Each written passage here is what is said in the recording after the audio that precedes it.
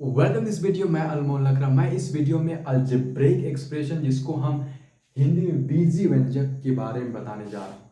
तो बीजी व्यंजक का मतलब क्या होता है? जब हम गणितीय विचारों या आइडियाज को संख्याओं के साथ साथ अक्षरों के द्वारा या लेटर्स के द्वारा व्यक्त करते हैं, उसे हम बीजी व्यंजक कहते हैं। मैं एक आइडिया ले रहा हूँ।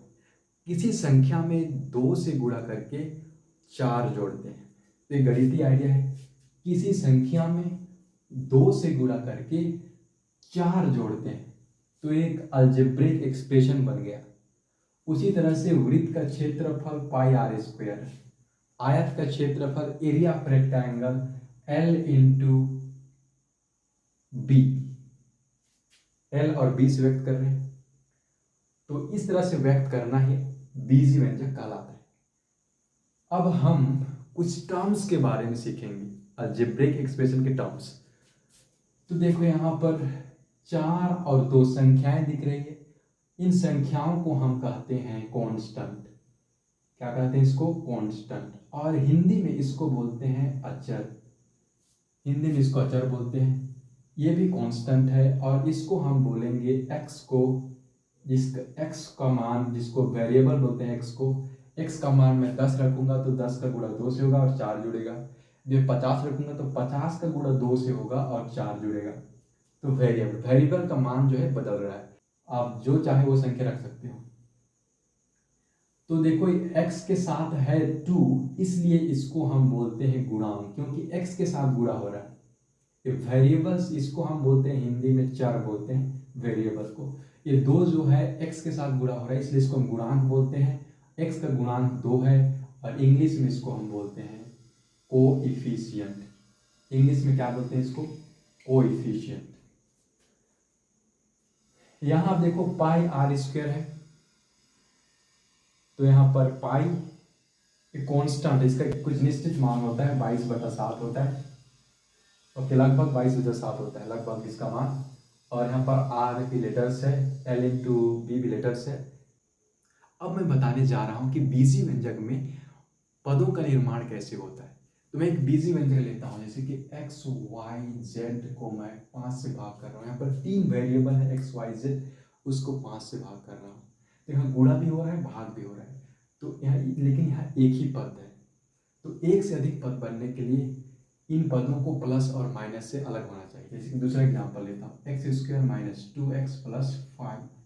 अभी देखोगे तो यहाँ पर 3 पद है, यहाँ भी गुणा हो रहा है, 2 का गुणा x से हो रहा है, लेकिन ये एक ही पद है। टोटल कितना पद है इस बहुपद में? 3 पद है। यहाँ पर एक पद है 2x प्लस 4, कितना पद है? 2 पद है, 2 टर्म्स है। इंग्लिश में हम पद को टर्म्स बोलते हैं। 3 टर्म्स 1 टर्म। और इसका नाम, इसको हम बोलेंगे मोनोमियल। एक पद को मोनोमियल बोलेंगे। 2 पद है तो इसको हम बाइनोमियल बोलेंगे। 3 पद है तो ट्राइनोमियल बोलेंगे। इस तरह से इसका नामकरण होता है। बीजी व्यंजक 2 प्रकार का होता है, पोलिनोमियल्स और नॉन पोलिनोमियल्स। सो कौन सा बीजी व्यंजक को हम पोलिनोमियल कहेंगे और कौन सा बीजी व्यंजक को नॉन पोलिनोमियल? तो पोलिनोमियल को हम बहुपद भी कहते हैं। तो देखिए इसका डिफरेंस एक ही है, घात को देखना है। यदि जिस बीजी व्यंजक का घात पॉजिटिव इंटीजर्स है, 0 0 1 2 3, इधर जितनी संख्या आप सोच सकते हैं, तो घात इस तरह से है तो उसको हम बोलेंगे पोलिनोमियल। x घात 2 है, पॉजिटिव इंटीजर है, x घात 1 है। अब देखो यहाँ पर √5, ये √5 जो है कॉन्स्टेंट है। यहाँ पर x घात 10 है, यहाँ पर √3 कॉन्स्टेंट है, x घात 5 है।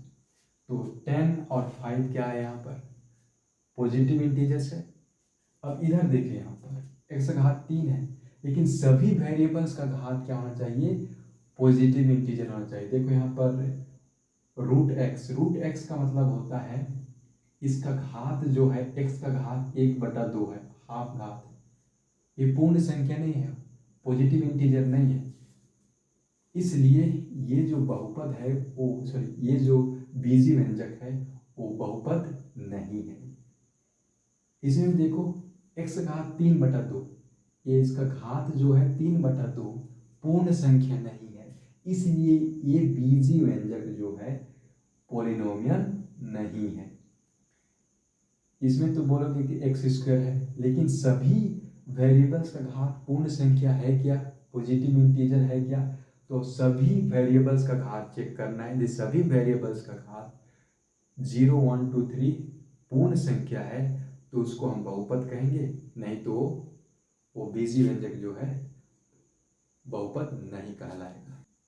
जब बहुपद का डिग्री पूछता है ना, तो हमको सबसे बड़ा घात खोजना है। उस बहुपद में सबसे बड़ा घात वेरिएबल का क्या है, तो इस बहुपद में देखो x घात 2 है, x घात 1 है, तो सबसे बड़ा घात क्या है, सबसे बड़ा घात 2 है, तो इसलिए इस बहुपद का डिग्री क्या है, 2 है। और इसमें देखते हैं इस बहुपद में सबसे बड़ा घात वेरिएबल का क्या है, तो वेरिएबल सबसे बड़ा घात देखो यहाँ पर x घात 50 है, x घात 60 है, तो इसमें का डिग्री क्या है, इस बहुपद का डिग्री क्या है, 60 है। उस तरह से नेक्स्ट एग्जांपल देखते हैं, 6x³ + 2x² + x + 1, तो इस बहुपद में सबसे बड़ा घात ढूंढते हैं, तो सबसे बड़ा घात x का घात 3 है, तो इस बहुपद का घात क्या, डिग्री क्या है, 3 है। तो डिग्री समझ में आ गया, सबसे बड़ा घात ही उस बहुपद का डिग्री कहलाता है। अब मैं आपको गुणांक के बारे में बताऊंगा। तो गुणांक के बारे में पूछता है, तो गुणांक का मतलब जो होता है जो एक्स वेरिएबल के साथ गुणा होता है उसको गुणांक बोलते हैं, इंग्लिश में कोफिशिएंट बोलते हैं, ठीक है। तो x³ का गुणांक क्या है, 6 है। x घात 60 का गुणांक क्या है, 5 है। x का गुणांक क्या है, 2 है। तो ऐसा पूछेगा। x का गुणांक इस बहुपद में क्या है, 5 है। x का गुणांक इस बहुपद में क्या है, 1 है। जब कुछ नहीं रखता है ना, वहां पर उसका गुणांक क्या होता है, 1 होता है। यहाँ पर देखो इसके यहाँ पर कोई संख्या नहीं दिख रही है, मतलब यहाँ गुणांक 1 है। अब घात के अनुसार से अलग अलग पॉलिनोमियल के बारे में जानेंगे। तो सबसे पहले हम सीखेंगे जीरो पॉलिनोमियल। तो जीरो पॉलिनोमियल का सभी गुणांक कोफिशिएंट 0 होता है। जैसे कि x 0 का गुणा x घात 4 से हो रहा है, 0 को x घात 3 से, फिर 0x घात 2, 0x + 0। ऐसे बहुपद का आप देख रहे हो, इसके सभी गुणांक जो है क्या है, 0 है। इसमें का सब कांस्टेंट क्या है, 0 है, तो इसका मान क्या हो जाएगा, 0 हो जाएगा। इस पूरा ये जो बहुपद है वो 0 ही है, क्योंकि अब 0 से गुणा करें तो 0 ही आएगा।